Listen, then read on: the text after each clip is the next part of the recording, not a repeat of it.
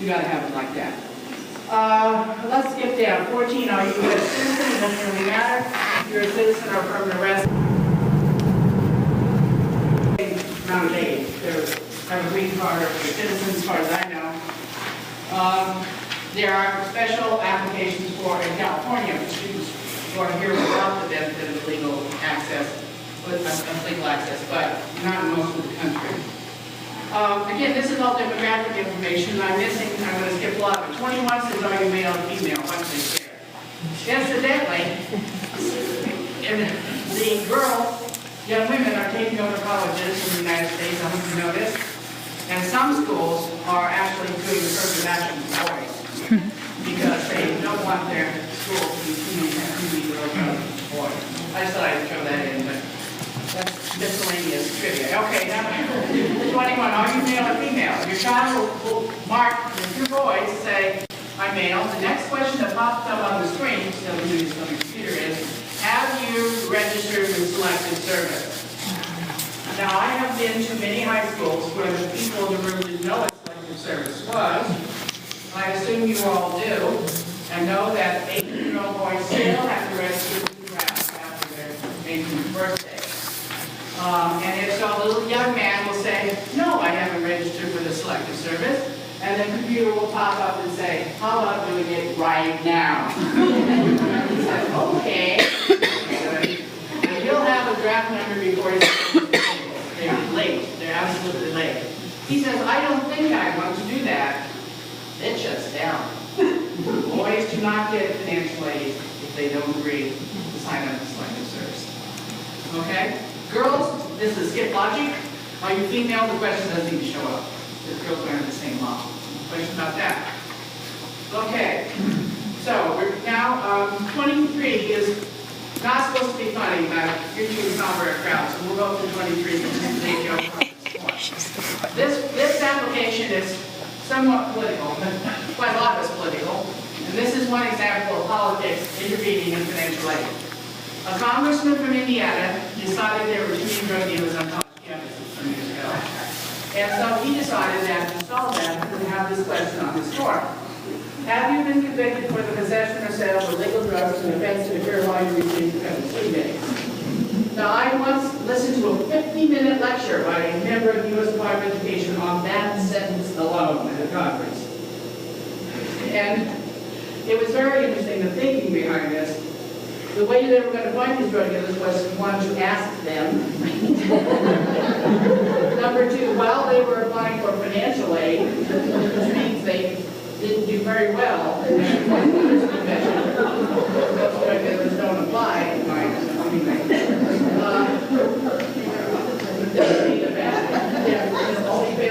But what's really fun for me as American citizens, the last sentence here, if you were unsure how to answer this question, there's an 800 number.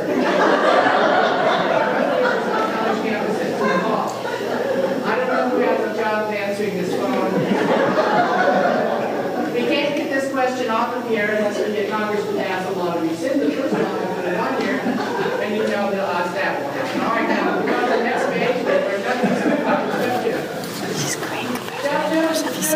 All honey. No, see, it's great. It's right around the towns here.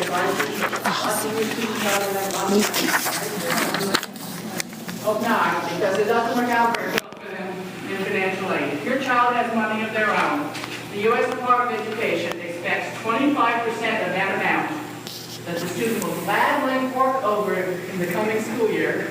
They're filling this out here in 2 years. For the next year, they'll be glad to give 25% toward their cost of their education. So, parents gave them $1,000, $250 of that money will be added to whatever figure we come up with for the parents in a few minutes, and you will come up with the expected family contribution. The family contribution is the parents' contribution and the student's contribution. You do not want to have your students have money in their own names for this purpose. You might have for other reasons, but not for this. Because 25% will be considered available. Parents will have to pay a percentage, not even close. We'll get to that in a minute. But that's the big player for high school kids. Sorry, they pay from the bank account? Pardon me? right to have. For example, uniform gift to minors were popular a few years ago. People could go get that money when they're 18. It's their money when they're 18, right? And now, 529 college savings plans do not belong to the student because you don't really have to give it to them when it comes time. You understand that? You could take it back, pay the tax penalty associated with that, or give it to one of your other kids or your niece or somebody. But if it belongs to the student or the student has access to it, then 25% of it is ready for the next year. Now, then the next year, in theory, they have 75% of the money left, and then 25% of that money will be available, okay?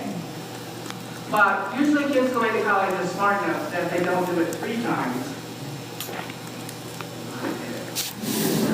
By the 3rd year, suddenly their money is no longer in their name in their account. You understand what I'm saying? Never mind. They say, gee, I think maybe we'll use up all this money this year.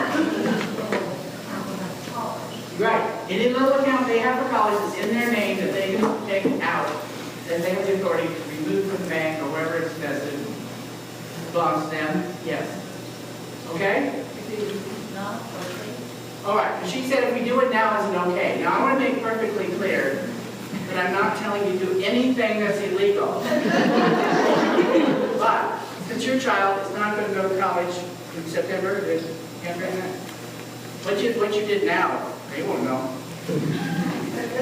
It's the day they're filling this out. You know what I mean? So what they're doing now is not. They don't say what happened 2 years ago. Did you have $20,000 before? No, they're not asking you that. They say what you got. What do you got now? And you fill the form. Yeah. Is there available? Okay. What? Do they cross-reference with earnings if the kid has a job? Yeah, well, they do. You can see I'm just talking about the assets, but these really need all these questions here. They're saying, did you work last year? How much did you make? Yes. In fact, they think that 50% of their earnings will be available. Most high school students don't earn enough to, have, well, it doesn't matter if they file or not, to tell the truth. They won't make that much in summer. Particularly if you're talking about the summer the year before, So it's not really relevant. Savings accounts are more relevant, usually for a high school student. Older kids, though. Yes, sir. Is there a minimum amount, like say anything over a certain amount they attack, or is it just anything? No, actually kids put down $50 a year and they Yeah. I think you answered this question, but is it a custodian account that they become eligible for at 18 that doesn't apply? Right, if they are eligible for that money when they're 18, a custodian account belongs to them, as far as this is concerned, yes. Now, I'm going to shut the door. that's not the question. I think Okay? it's a good A ventilation. lot of things that aren't asked on this one. But the question is, could the student walk into the brokerage firm, the bank, say, I want that money, and they say, are you on this account? Yes, here, have it. But can they attach it to the 25%? Yes, ma'am. If they have access to get that money. Now, some people have trust, where the people can't testimony until they're 30, something like that. That's what we're talking about. We're talking about an account where they can go get it. They will process this for its time for the parent and student contribution, and they tell what pot of money is coming out of. She said, can they tell what pot of money is, who's they? Is there all Whoever, yes, anyone All right, monitoring. assuming you're telling the truth to the federal government, they will know what it says on here. And when me and colleges will look and say, oh, student has $100 contribution, parent has $1,000 contribution. Yes. That's what we got, the government got $10,100. Right, so, but the parents could pay the whole 10,000. Oh, yeah, grandma can pay it. I mean, they're going to pay it. Okay? Every year. You do this every year. And that's why I'm trying to say, the students probably figure out they don't want to even after they do this a couple times. What? You have to fill this form out. You have to fill this form out if you want any money. If you don't want any money, you don't have to fill this out. You just pay for the school. You have to people like that. Okay. All right. Now, some people don't like this. The fact that they have to contribute as parents. And so they will sit in the back of the room, usually in the back. It's usually one of the people in the back. Anyway, they'll sit there and they'll say, I don't like this. I'm going to free my child from being in our family. I will emancipate them. I will send them off into the world, and I won't have to participate in anything after they turn 18, right? Not so fast. That's not the way it works. For every parent of every college student in the United States would do that. Step 3, unless your child can say yes to one thing to step 3, a parent has to be located to fill out step 4. Wow. Let's look at step 3. Number 1, were you born on January 1st, 1992? Now this is this year's form. That would make the person, 23 years old. So if the person, if your child is going to college within 30, you don't have anything, you don't have to participate as a parent. As of today, are you married? You're asking the student if they're married. You could have your student get married, and you would.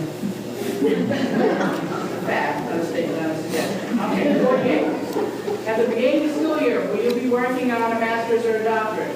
We have a Stanford student who's 14. I have a feeling that before he's 23, he'll be working on a master's or doctorate. And so his parents will stop doing this thing out. And the graduate students do not have to have their parents participate in this process, with no exception in medical schools. 49, are you currently serving in the armed forces? You give your child a list, and then you would have to fill this out. And to me, it's a fairly serious thing. You don't want your child to say yes to number 53, and anytime you turn 13, you both your parents dead. They talk about homelessness and things like that. These are major things happening to a young person. They're not, I just don't want to pay. And the real reasons we get from parents, in real life, at Stanford, because he won't major in engineering, so I'm not going to pay. That's not on here, sir. I had one child, he said, is your father going to pay? But he said, he told me he's never going to see me again. They're terrible, that's what he said. I said, what happened? And he said, he told me I looked exactly like my mother, and he didn't look at my face and reminded me of her, and he's not going to see me ever again. That's not on here.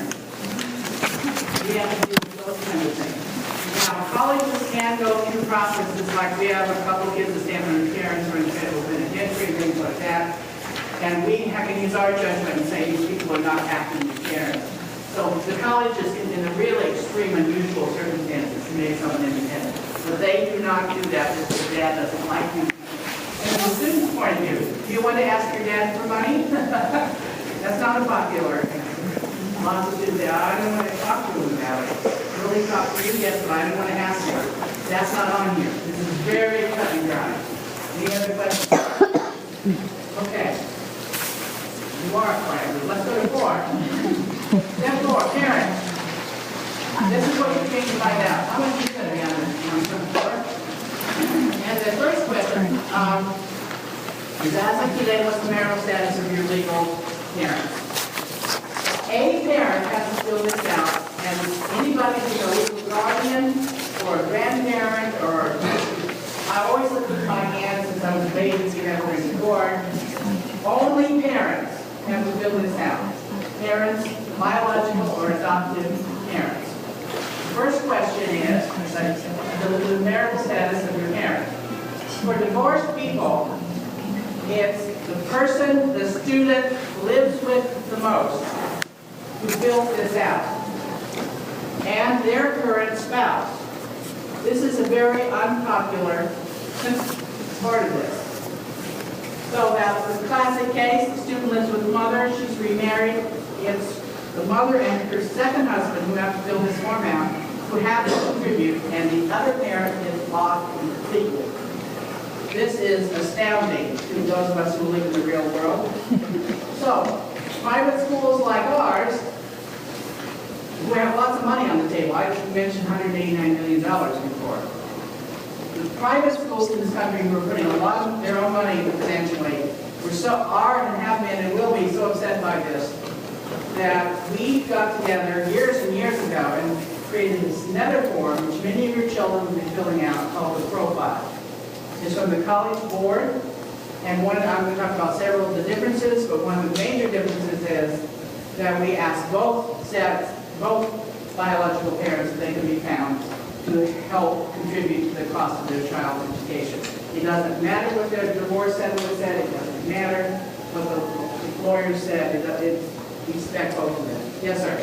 So the point of this form is to boil it all down to the expected income. Yes, sir. So it's not setting any policy within the family. All you're saying is, but from the school's point of view, I expect you to contribute $30,000. You can get that, however, your family's doing. Exactly, like this woman said, you know where the money's coming from. So if we come up with, mom's supposed to come up with 10,000, and good-natured divorced father says, I'll pay it for you, dear. Oh, well, you're living as a, no, I mean, that's not usually what happens. It's usually, was that, I mean, let's pretend it's the other way. The parent, one parent's really usually pretty happy to be able to cook, you know what I mean? And this form, as I said, is used by every college, and the profile is only used by private, rich schools in this country.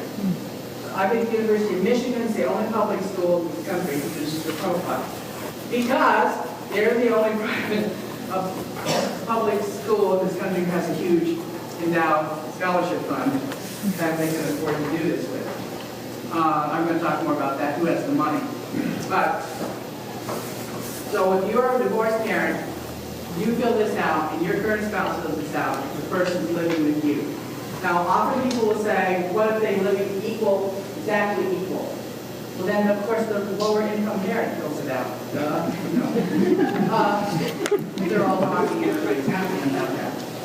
But generally, it's pretty obvious which parent has more, you know, my experience over 23 years is mostly it's one parent more than the other. They're divorced. One may live in another state or whatever. Any questions about that? Yes, ma'am. Yeah, so this is a little bit of I'm just wondering, is this form need to both scholarship money and loans? All money that your child will receive will depend on how this form is that. Well, athletic scholarship, we'll talk about that in a minute. Okay? Yes. So, I'm divorced and my son works for the tax. Right. Probably so, we're still custody, but, we have that I need on my tax return as soon as possible. Okay. The other thing that hear what she said, she said, the father was nearby, who should fill this out? It doesn't matter who takes them as the exemption on their tax return.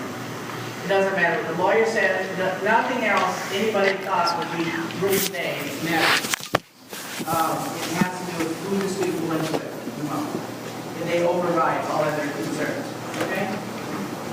All right, so, this is one of the first page there is the profile. If you're going to have your child apply to any of the big privates, you're going to deal with that in the form also. Okay. Now, 64 and 68 are they talk about the date of birth of the parents. Who cares how old the parents are?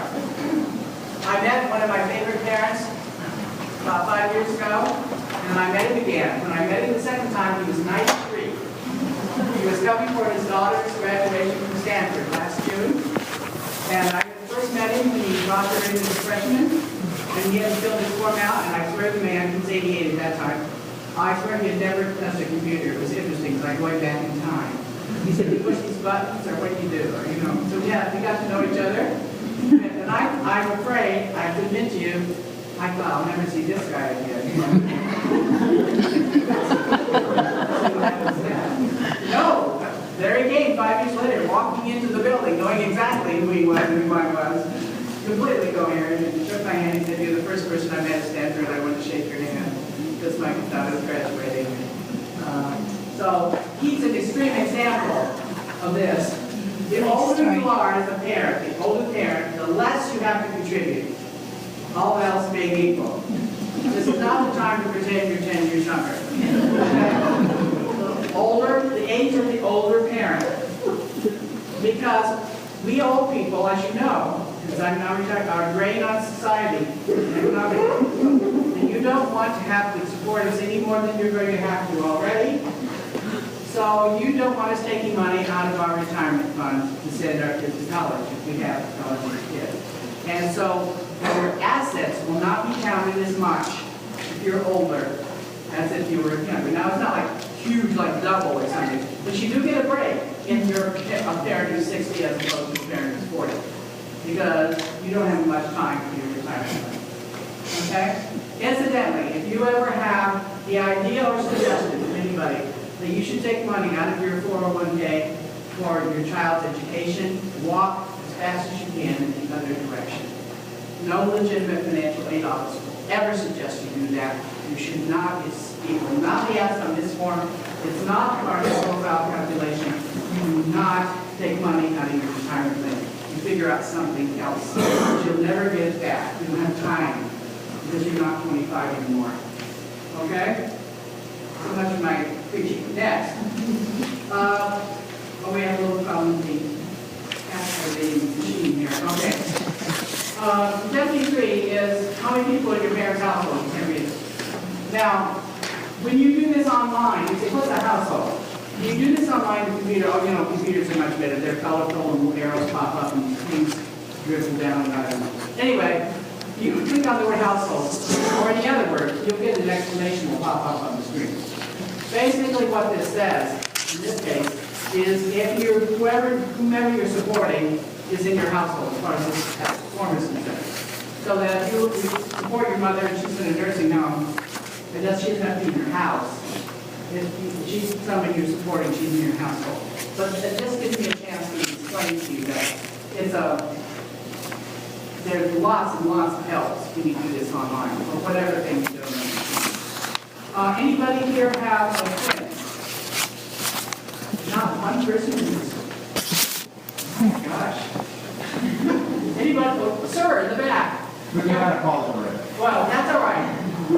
Let's pretend they aren't out of college. That makes him the smartest man in the room, relative to financially. Because we will come up with a number for the parent contribution, and let's say it's $20,000. Well, you say, I have twins, or I have two kids in college. One's a junior, one's a senior, or one's a freshman, one's a... Well, we the ones that said you could come up with 20. We can't turn around and tell you you should come up with 40. We're the ones that calculated 20, right? So what happens is, whatever your contribution is, it's divided among the number of children you have in college at that time, who are undergraduates. Okay? So people with twins get a deal. If their number is 20,000 and the kids go to college and don't drop out, then you have to pay 20,000, 20,000, 20,000, 20,000, they're done. Okay? If their kids are 5 years apart, 20,000, 20,000, 20,000, 20,000, 20,000, 20,000. So don't have your children 5 years apart. That's fine.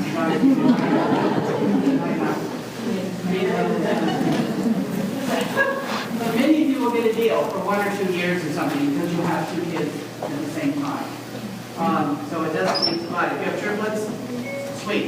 You know, just divide among the number of kids. That lady with 8 children, no problem. Okay. So they don't count graduate students. The question 75 through 79 applies to the poverty program in the United States. Anybody who's on the poverty programs has an automatically zero expected family contribution because the assumption is the company's already found out that we're getting below the poverty line. Yes. But the question you came here to find out about is what's the most important question on this form, which is question 85. And if you can put arrows, circle it, stars around it, the thing that has the most influence on how much money you will pay for your child to go to college is question 85, working quietly at the top of the next page, which is, what was your parents' adjusted gross income last year? It's based on income. And people say, well, I have a house. No, we're not going to. It's based on your income. How much you earn, not how much you keep. Well, difference number 2 is the profile. The profile does count home equity. And demonstrate what you can sell a house for and what you go against it. This is a political document.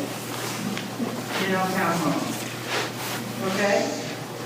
But anyway, the adjusted gross income. Let me try to explain to you what happens in a place like where I used to work for 3 weeks.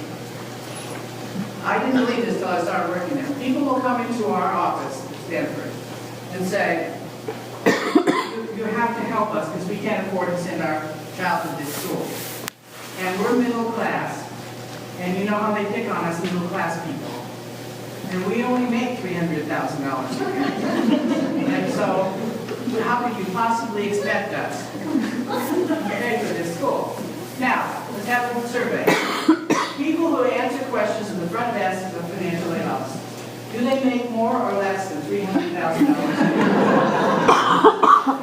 This is one of the big reasons they get me in the little bathroom by myself. Because I would have a job that I would rip out that over this part of middle class Americans, $300,000 or so.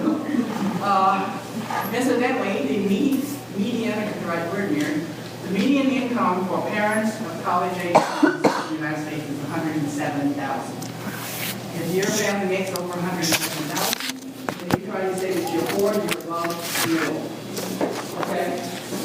Difference number 3, this form has nothing to do with cost of living. This is a national form. The profile will adjust your parent contribution based on where you live in the United States. Now, let's go back to our $300,000 family who doesn't know what they're going to do. I didn't believe this was true until it happened many times. They say, well, that's not really the problem. The problem is that we spent it all. There, that is a problem. I grew up in the middle of nowhere. If you ever flown across, you know, none of you have ever been anywhere near where I grew up. But if you've flown over it, if you've ever flown to the East Coast, and you the planes or the jiggles, and you look down on the window, and you go, down there. That's where I'm from, right there in the middle of the United States. And if I ever knew anybody who made $300,000, I don't think the town would make you. My sister and I, let's share this one. My sister and I were looking at the census data, and the average income in my hometown now is $28,000. Okay? I got no money. So to me, if you have $300,000, you should be tripping over bags of money. So anyway, people, I've spent all my money. So therefore, you should take the money that's been given to Stanford for 4 kids and give it to mine, because I spent all the money I have. This is not a powerful argument. Do you understand what I'm saying? And the government thinks that you should be managing your money.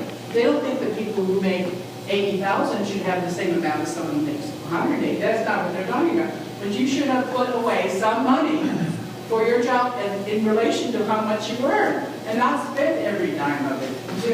This is their attitude, crazy though they are. Okay? So, the number that you're going to get is going to be based, they think that, let's say your number is, think of a good number that can divide by 4. 36,000, okay, over 4 years. That's only 9,000 a year. They think that you have saved a third of the $36,000. So it was 9,000 a year for 4 years. You're supposed to come up with 36. You know what I'm saying? They think that you should have a third of that 36,000 put away, because you had this child, to quote them, this child is not a surprise to you. You've had them for 18 years. Okay? So you should have put away money in proportion to your income. The next third should come from what you earn while they're in college. And the last third you might want to borrow. And they don't have a bit of problem in saying that to parents. Just borrow education.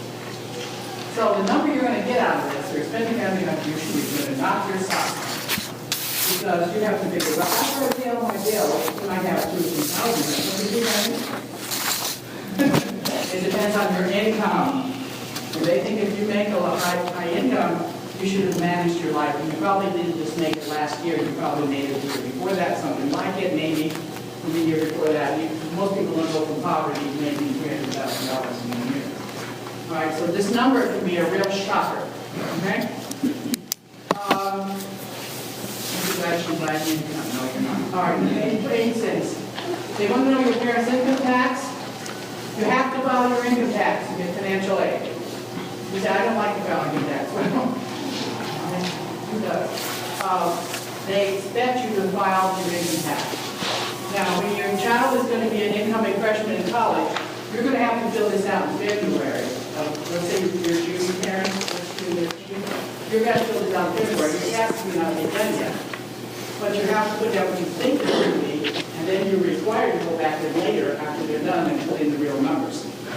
And we in colleges have to check, be watching to see if you really have filed. And if the numbers you're telling the IRS are the same as the numbers you're telling the U.S. Department of Education. And that's part of what we have to do. Which time is that when these forms have to be filed? These forms can't be filed until January 1st, and every school will have a different deadline. Some schools will give their scholarship money first come, first served. So they will say, you better have it in by February 15th, because if you till July, you might be out of money, do something like that. Other schools like ours will be never we just, it doesn't matter so much. But some schools have really firm deadlines. So they at least want your first draft by their deadline. Do you have a question?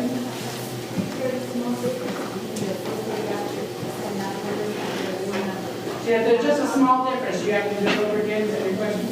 Yeah, not a small difference. But, it's off a couple thousand and how they do it. Yeah, it looks kind of being honest. Sir, you have a question? Oh, they're back there. So you fill this form out essentially after you've been accepted to that school? No, you may not know yet. Okay. For example, Stanford let admit people on March 31st for a regular round. Okay? So what happens is people in the financial aid office know who's getting in.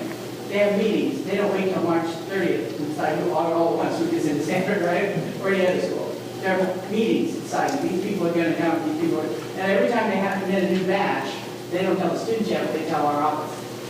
So we can say, oh, is this the person applying for financial aid? And then we can start working on theirs because we got all the stuff we need. We wait for them to do the next batch. And so by March 31st, hopefully they're all pretty much done. People, students have filled out the forms. We can tell them right after they get accepted what their financial aid will be. Okay? Now, if you don't fill out your tax return until August, the school can't give you financial aid because you haven't completed the process by filling this out, and you just have to wait. Schools will start or anything, they can't give you the money.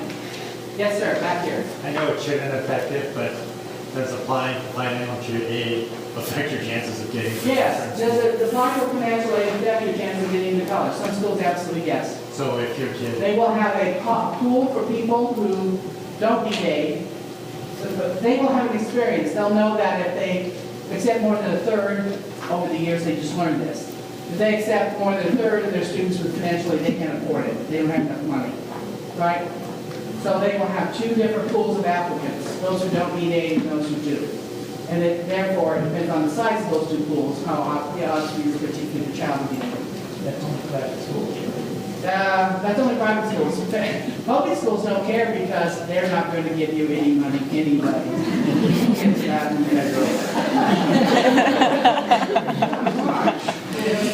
All right, so we'll get to that in a minute. Yes. Do you fill this out every year? Yes, isn't that fun? And everything go 5 years, you do it 5 times. If they do it 6 years, I'm reading right now. It says it does exactly. I think my parents have this. all right, any questions about what we talked about?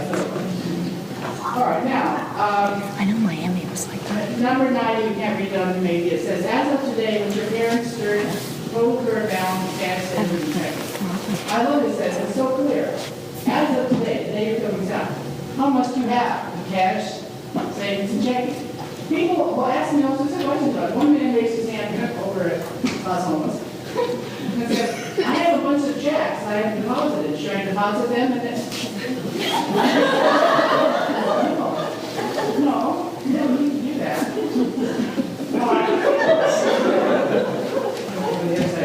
Anyway, another problem, you know, there's seven things. I was at Las Almas about 5 years ago, and this one man from the back, he was in the back, and he said, you told us we had to tell the truth. And how can I tell the truth when there's only 6 spaces for me to put my cash? The parents know that. What the heck are you doing? So notice, you must have read this congressman, because now they said it. All right, and then they say, what's the value of your parents' investment, which is 91? Do not count your retirement plans. Do not count your retirement plans. And on this federal form, you don't count your home. You do count any other brokerage accounts you have in your second home, other things you might have, okay? Is it true that you don't have to count those other things, second homes or brokerage accounts if you're employed? No, it's not true. She said, whatever you are unemployed, should you just not live off some of your assets? No. We've had arguments with people. There's $3 million in cash I have, it's what I'm going to live on the rest of my life. And my income is only, I'm not going to give you any of that $3 million. It's not exactly the way the U.S. government used it, $3 million. Yes. Did it used to be that they used to check what was in your savings or checking account for the 2 years prior, or did this recently change? No, they never did check 2 years prior, at least not the 22 years I've been in the solar slash. Well, the cash is the day you fill this out, literally it's the day you fill this out. Okay, so their reference point is let's say you have $100 in the bank account and you save 10, but they'll reference and they'll pull up all your records. and Right, see your what happens account is we look at people's, we're not as dumb as we look, so we look at people's income tax returns, and if they have all sorts of interest income, oh, you only have $86, where did you get $3,000 in interest income, sir? We have flight letters that I didn't write, that ask that question. You know. All right, now, we're about to get, the last one I want to talk about is business, which is 92, you can't read, which is, as of today, what's the net worth of your parents' current business? And it says in the print here that if you have 100 or fewer employees, your business is worthless, which is zero. So if you have a business, anybody in this room, and you have 5 or 10 employees, it's zero. This is Congress's attitude about small business, I suppose. But so if you have 104 employees, lay off 5 guys.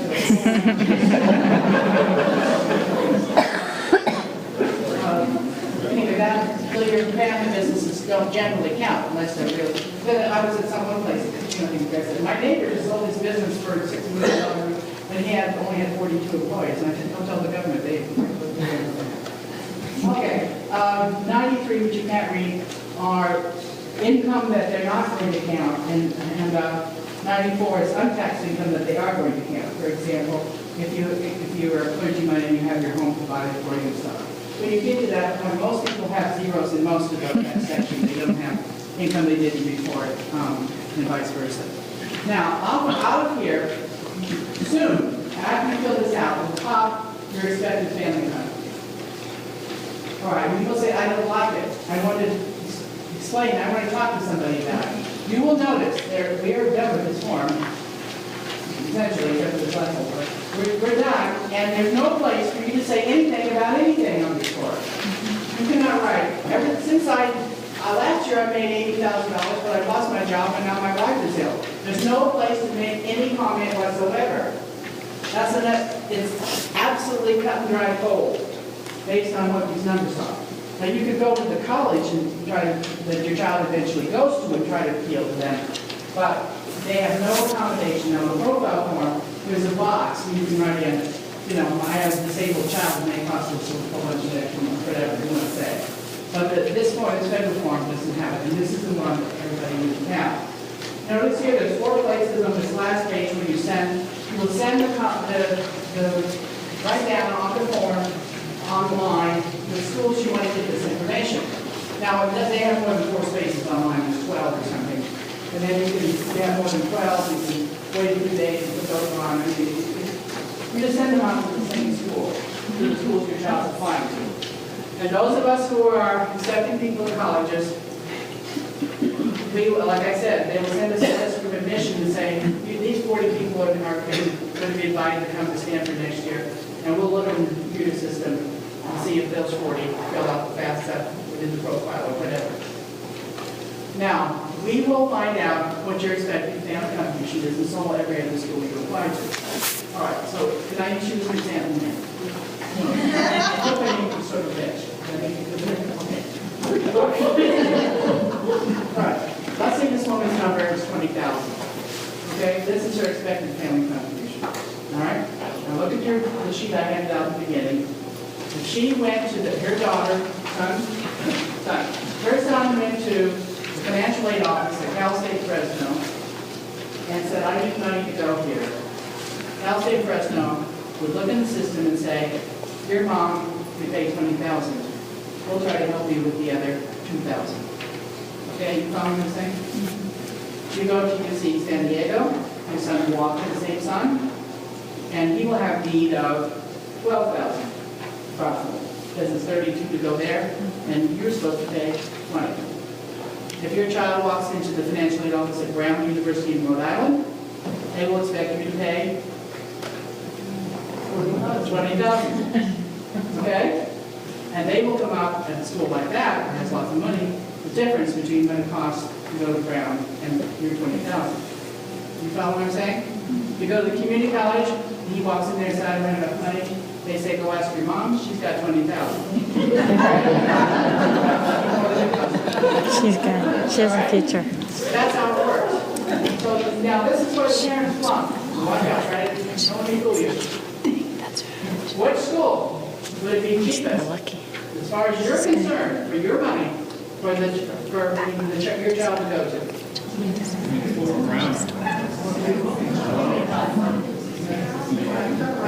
Where's she from? I'm curious what town she's from that will fly out and They're what all part of the the Midwest. same. They're all the same.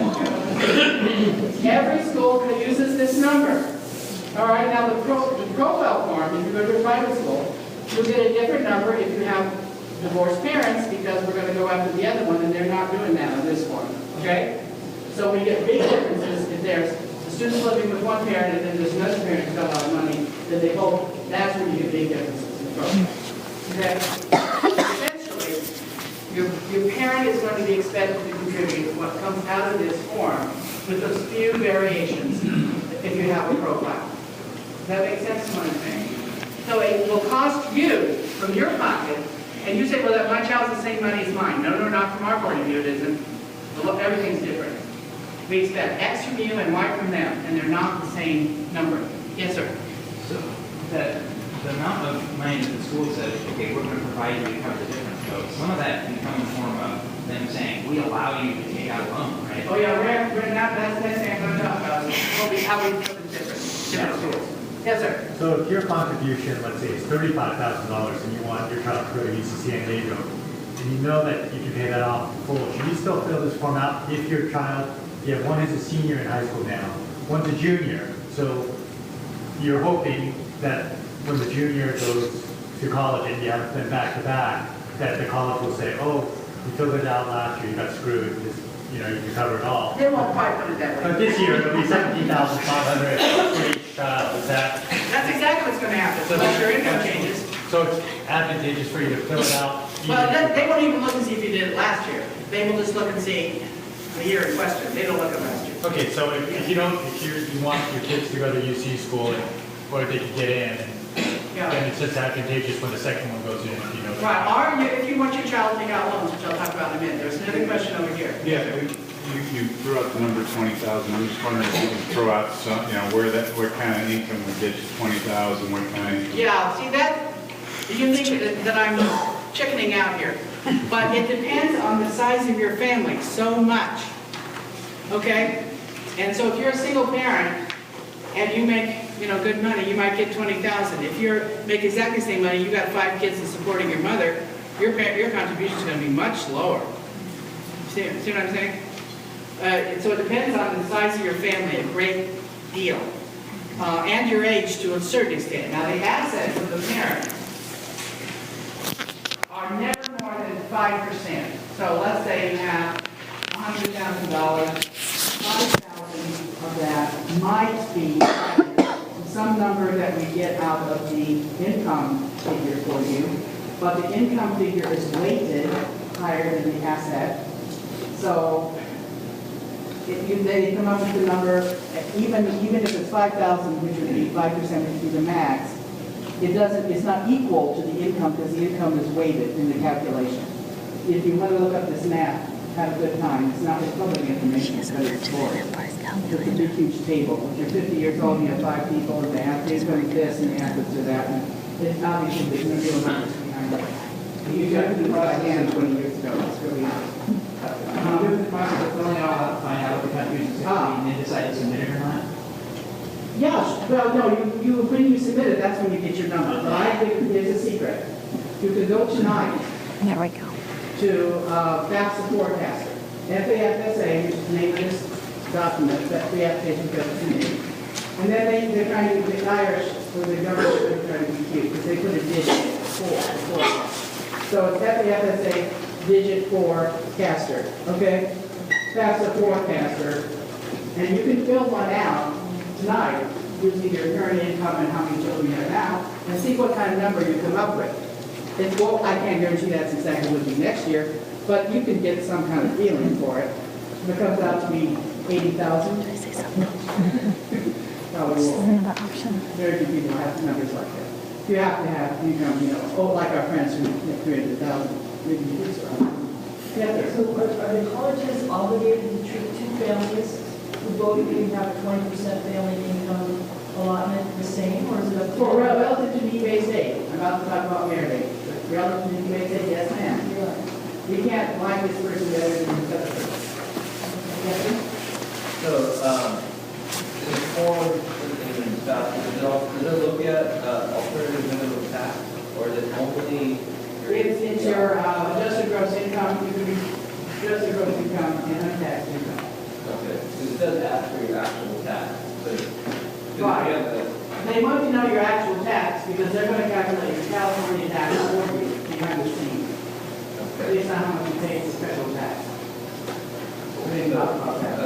Okay, so if you pay alternative minimum tax, that doesn't affect the income. Can I ask a question? Yeah. Is it any different if it goes to community college for the first 2 years? Does that change any of this? Like, No. is there, No, the only thing that changes is that they can longer graduate development.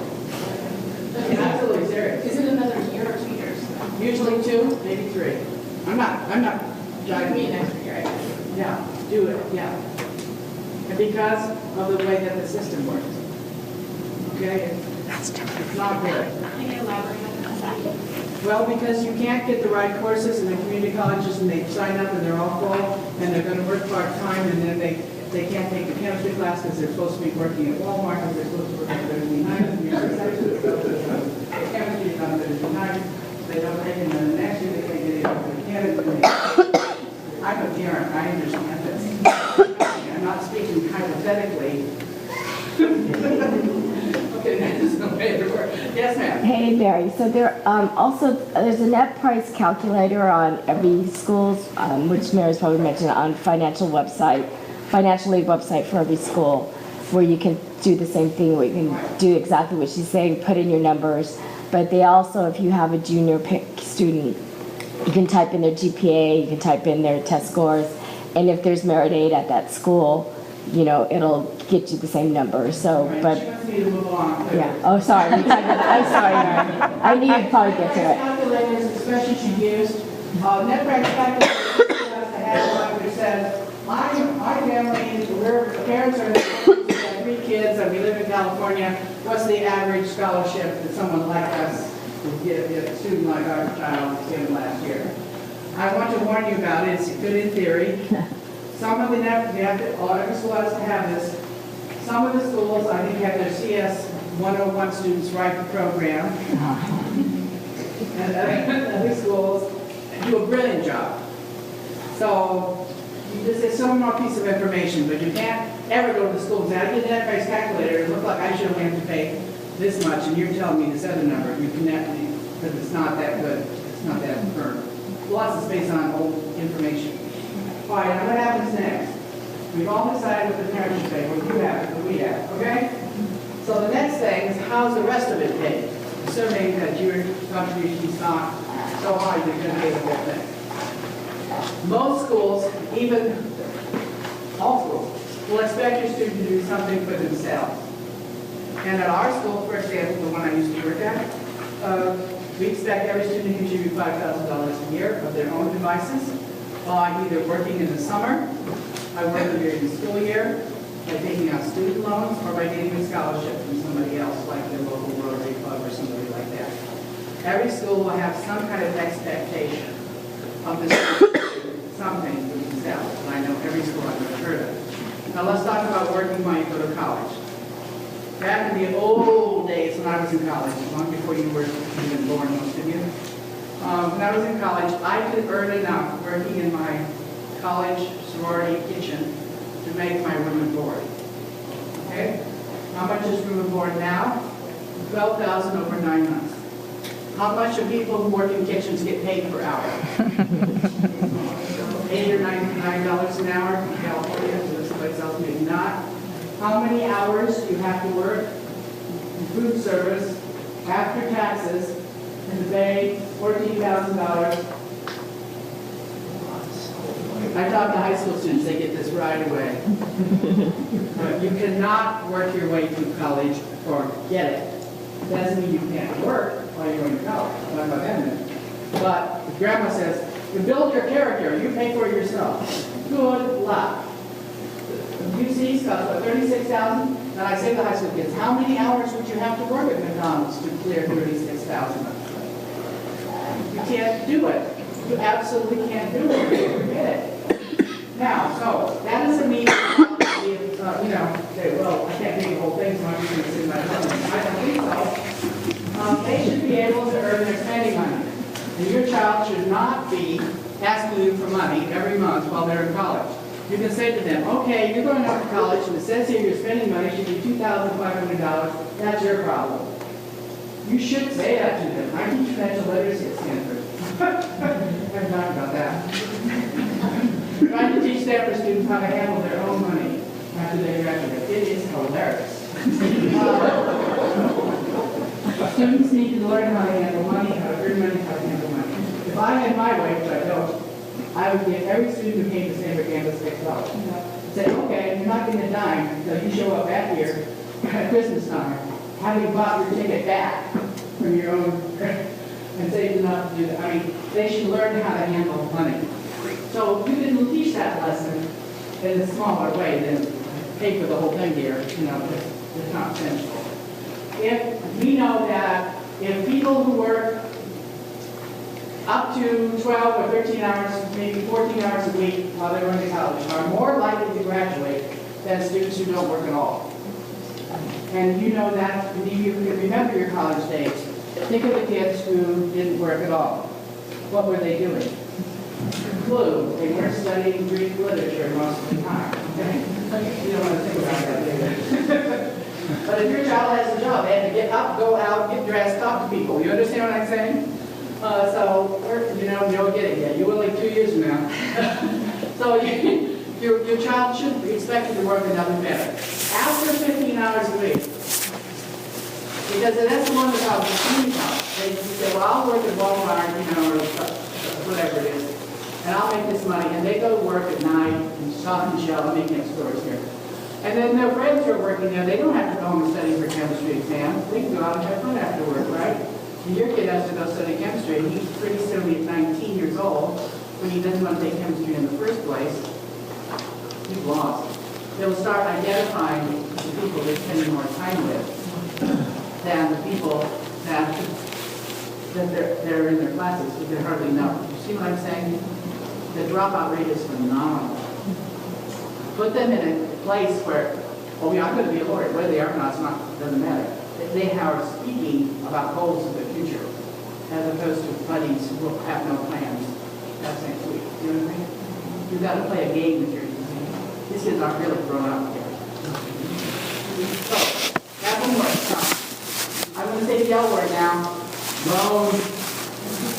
Okay, what's the average student loan for graduating seniors, for undergraduates, not lawyers and people like that? What's the average student loan last year in the United States for undergraduates? So people who took out loans, not average and rich kids.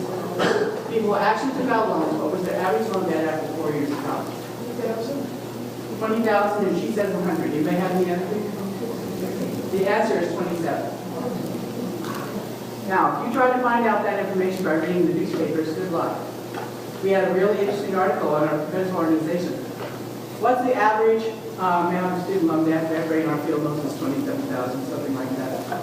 How many what percentage of newspaper articles published in the United States last year mentioned that figure? 1 or 2%? How many percent was 100,000? They find one kid in Ohio who borrowed 100,000. How they did that, I'm not sure. Who lent some 18-year-old $100,000? They will let the picture of the paper. All 4 years of time, 27,000. Now, what did I say the starting salary was? 45. When someone makes 45,000, make payments on a $27,000 loan to pay over 10 years? Yes. That's why most students do not default on their student loans. Guess what? What's the average auto loan in the United States? 27,000 last year. Never seen our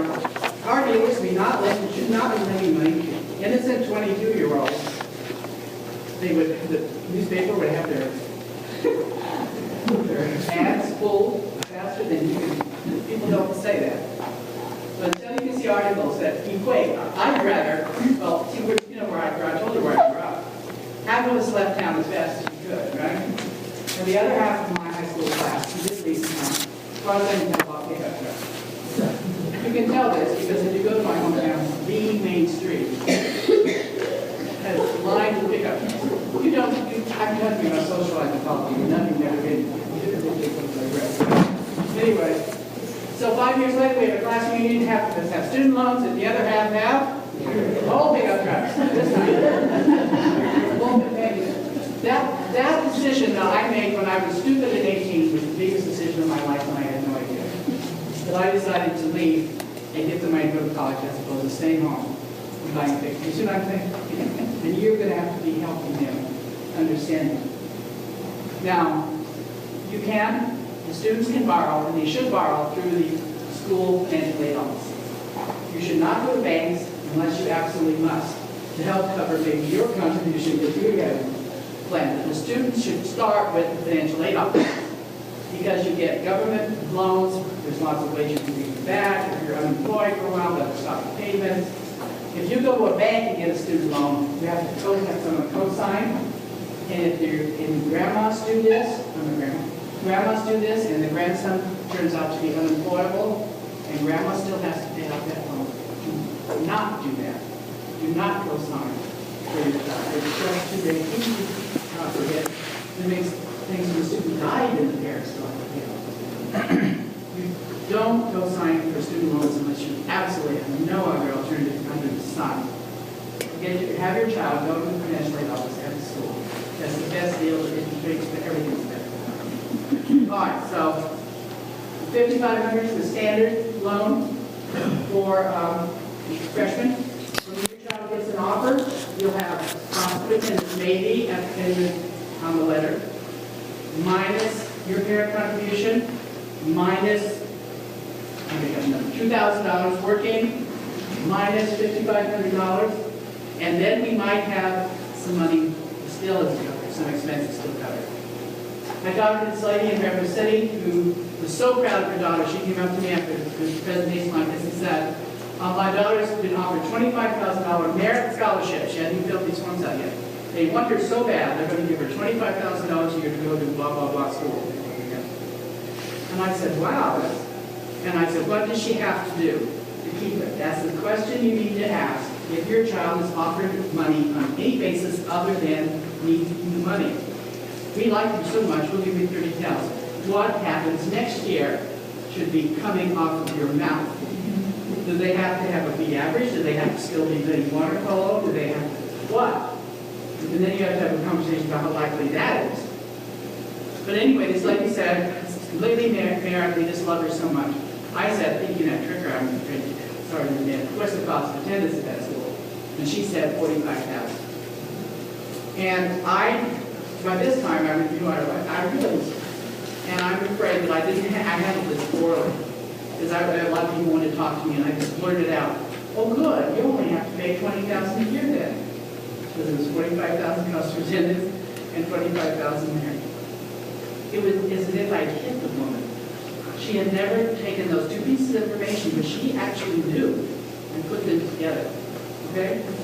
Her parent contribution, she knew her EFC was about $12,000 a year. She'd get down to $8,000 a year every year for 4 years. She'd have to come up with $32,000. If that's all they're going to give her, is the $25,000. You see what I'm saying? You've got to know the cost of attendance. The first thing I started sharing on about. So you can compare the offer they're giving your kid with what it really costs to go there and throw in the number that you're expected to pay, whether you like it or not, and see if it's going to work out mathematically.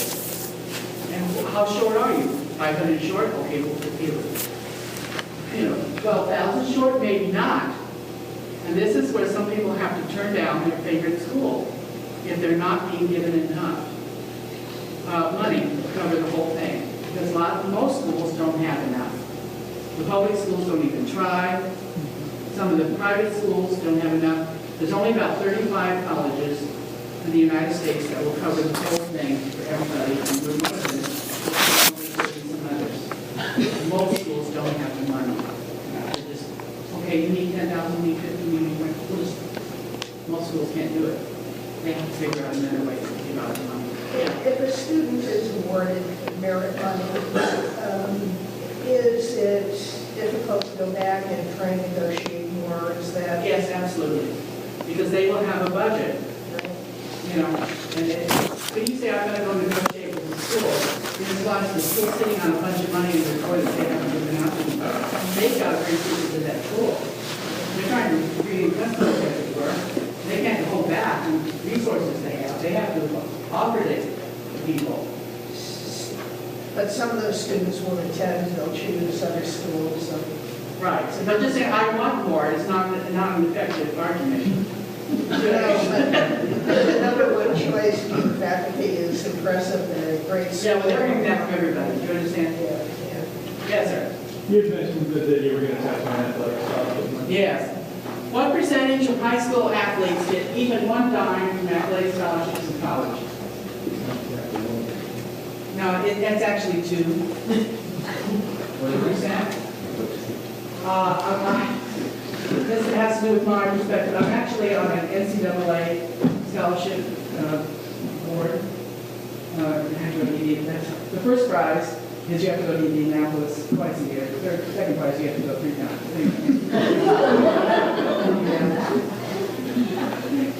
Most sports do not have full rides.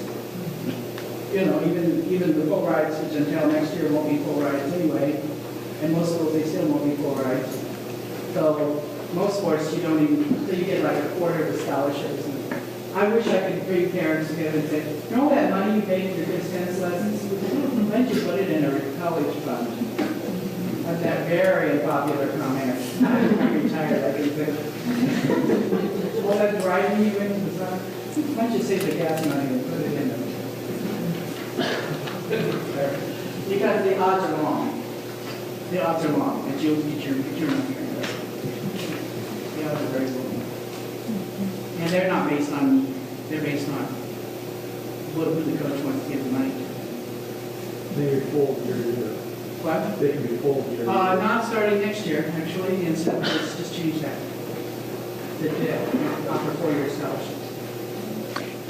Can you say that again? Some conferences are changing. Pac-12, ACC, the big ones, SEC, like those conferences. Can you repeat that, Mary? I didn't hear the question. This question was, do they only get offered athletic scholarships 1 year at a time? And that's been true until, it's just being changed starting next year in certain conferences. It'll be changed to 4 years? Yes. You have a question? Is there a good resource for other sources of scholarships? Oh, yeah, other sources, other outside scholarships. 9 minutes. Okay. You have your child sit down at a computer and beat them until they come up with better money. No. This woman told me to beat you. No. We get, at Stanford, we get about $9 million of scholarships for our undergraduates from all sorts of people, like a girl won the rodeo contest, you know, junior miss in Texas goes to Stanford, and she won a $5,000 college scholarship, and that means her parents only have to pay $57,000. They don't have that sentence. Poor kids don't usually become junior misses. So people went inside there, $10,000. Listen, you know, I pay $10,000 a night. I'm not trying, but it doesn't pay for anybody to go to college. You get $1,000 from the Rotary Club. Some of you work for companies that will give your, you know, $500 to your kid, you know, the benefit. Labor unions have money. We have 5 kids at Stanford get money from the Jimmy Conklin Memorial Fund. Every year we have no idea.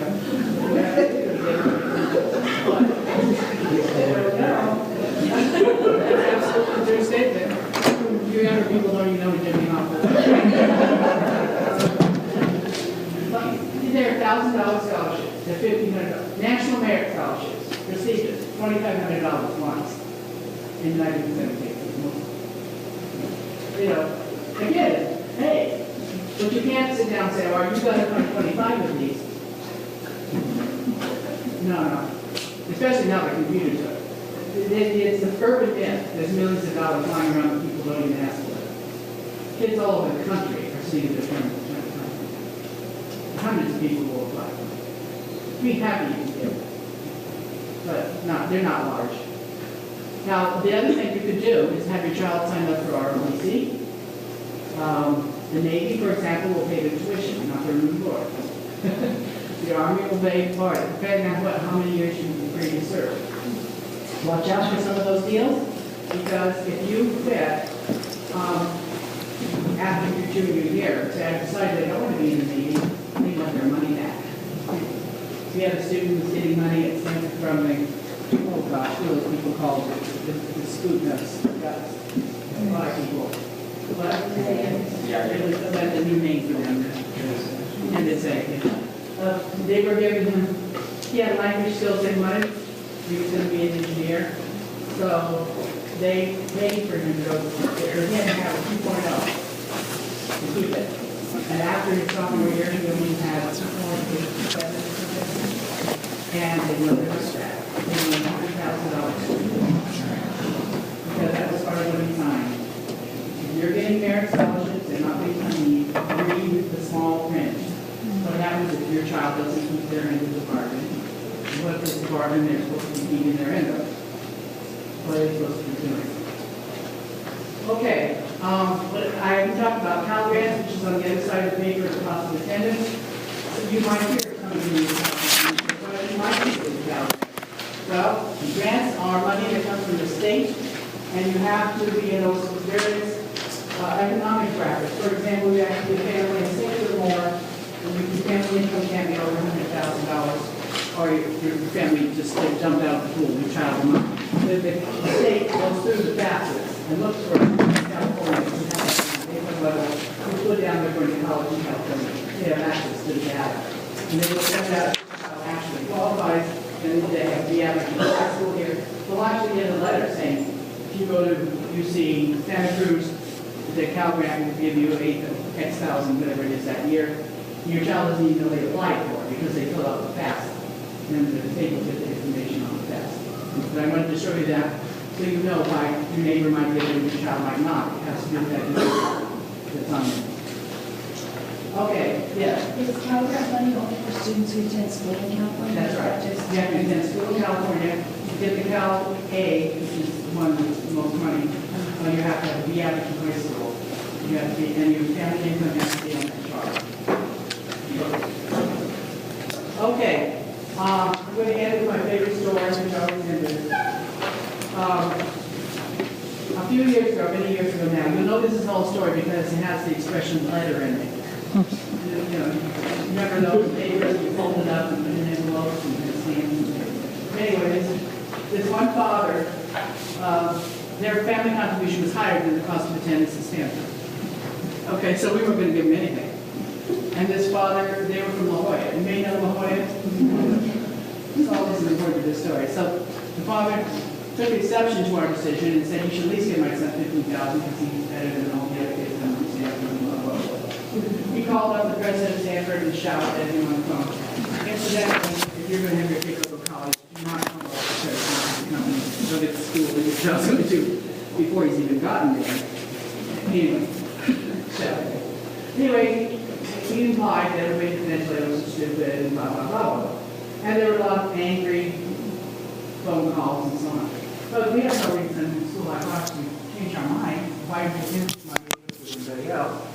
So he saw his way to this. So he wrote his final letter to us, reiterating, implying that our parents hadn't been married and things like that.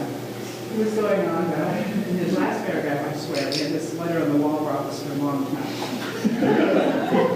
My wife has decided that when she trades in her Mercedes this year, instead of getting another Mercedes, she's going to get a Buick and save $50,000 for it. And my wife will be driving around La Jolla in the Buick for the next 4 years, and it's all after all the things I thought to say was, this was the moment. Now, this is those of us in financial aid offices have to stand as our responsibility. But I like to tell that story because it's funny to people. But the other reason is because I'm here to announce to all of you that there's a Buick in your future. Lots of people attend the college, and every family knows financially that their child is going to college. Every single family realizes it at some point in their pocketbook or their inheritance or something that their child is going to college. Now, think of all the young that you know whose kids actually did go to college. You can do it too. But it's time for you to sit down and say, okay, Johnny, this is what it costs here every year. This is what we're supposed to pay. I don't know how we're going to do it, but this is what we're supposed to pay. This is what we expect you to pay. Grandma's going to put in $1,000. The school's going to give you blah. And that's the way it's going to be. You have to have an intelligent, simple conversation so they know what their part of the deal is, what your part of the deal is, what anybody else might be considering. You would be way ahead of me if you lay this out. So, thank you. I wish you, if I come back, I can see a lot of Buicks.